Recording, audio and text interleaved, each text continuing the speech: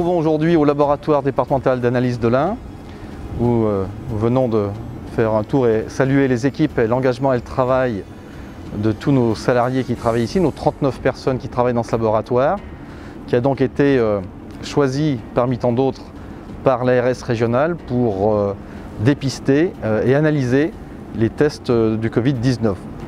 Donc lorsque nous aurons atteint la vitesse de croisière, eh bien c'est environ 350 tests qui seront faits chaque jour. Ces tests commencent d'abord par les personnes en EHPAD, que ce soit les résidents ou le personnel. Et puis j'espère bien sûr que par la suite, eh bien d'autres personnes pourront être testées, le maximum bien entendu.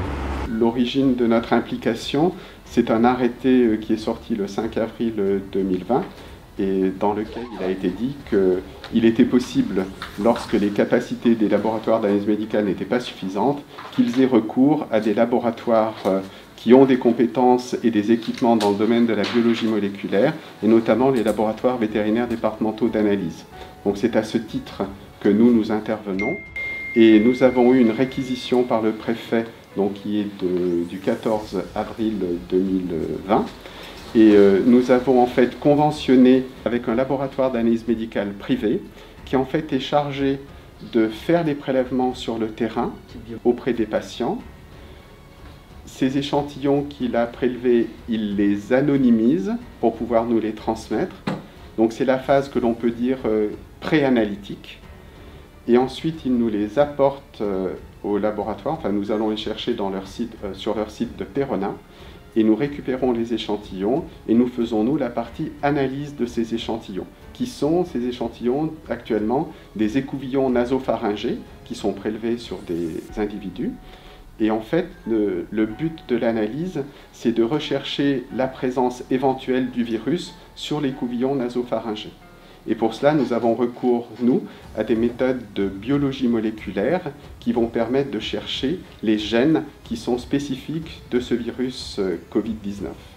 Et une fois que l'analyse chez nous, sur le plan analytique, elle est terminée, nous envoyons nos résultats sous forme de fichiers au laboratoire d'analyse médicale qui, lui, va les reprendre et qui va en fait rendre le résultat au patient. Il y a une sorte d'exploitation, entre guillemets, de notre plateau technique pour effectuer ces analyses.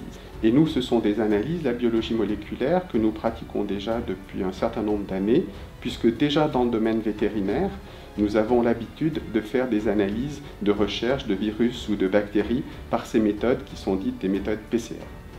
Dès que nous avons connu la possibilité des laboratoires d'analyse départementaux de pouvoir candidater, bien sûr, à la campagne de dépistage de tests, nous avons tout de suite candidaté auprès de l'ARS régionale. Et je suis ravi que le directeur lui-même m'ait appelé pour me dire que notre laboratoire départemental était retenu. Ça montre bien le pivot central que sont les départements. Et que dans cette gestion de crise, eh bien, non seulement les départements aident directement tout ce qui touche le social, bien entendu, ce qui va toucher le tourisme, l'économie en règle générale, mais aussi apporte sa pierre à l'édifice sur le médical, sur la santé, grâce à l'apport de ce laboratoire départemental d'analyse pour analyser les tests et puis bien sûr participer, accélérer le process de dépistage.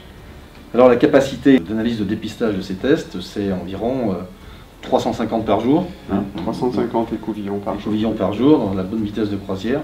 Donc on espère bien bientôt y arriver et puis participer ainsi à cette campagne de dépistage. Donc on peut effectivement envisager de déambuler dans le labo, mais on sera un peu espacé. Voilà.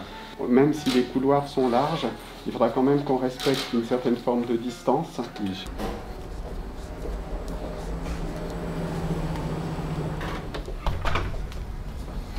Là, vous êtes dans le laboratoire de confinement P3 pour la virologie, voilà, et la microbiologie, c'est-à-dire que c'est là qu'on va travailler les germes qui sont dangereux pour l'homme ou pour les animaux. Voilà. Donc c'est un laboratoire qui est en dépression, il est de type donc P3, c'est-à-dire qu'on y rentre par 3 sas successifs. On s'y équipe avec, je dirais, des dispositifs de protection particuliers. Et en fait, on a une fosse à effluents qui recueille potentiellement tous les effluents qui sortent de ce P3. Voilà, donc là on a les salles de biologie moléculaire. C'est ici qu'on va recueillir les extraits que nous aurons récupérés dans le laboratoire de confinement. Et c'est là qu'on va faire les opérations que nous appelons d'amplification des gènes cibles du virus. C'est-à-dire qu'en rajoutant un certain nombre de réactifs et en les disposant dans des matériels spécifiques qu'on appelle des thermocycleurs, on va amplifier des gènes viraux qui sont potentiellement présents dans les prélèvements et qui sont spécifiques du virus Covid. Et s'ils sont présents, eh bien, on pourra les repérer à l'issue du passage dans ces matériels.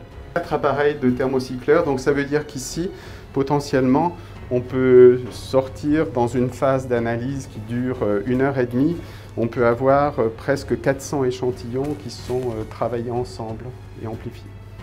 Grâce à ce laboratoire d'analyse départementale, le département montre son atout majeur, que le département sont bien des pivots pour lutter contre ce fléau du Covid-19, en dehors des aides bien entendu sociales, en dehors des aides économiques, touristiques et toutes sortes. Eh bien, nous apportons une aide également médicale grâce au dépistage qui va accélérer le process bien entendu d'analyse de ces tests. Donc nous sommes ravis de pouvoir le faire ici dans l'Ain.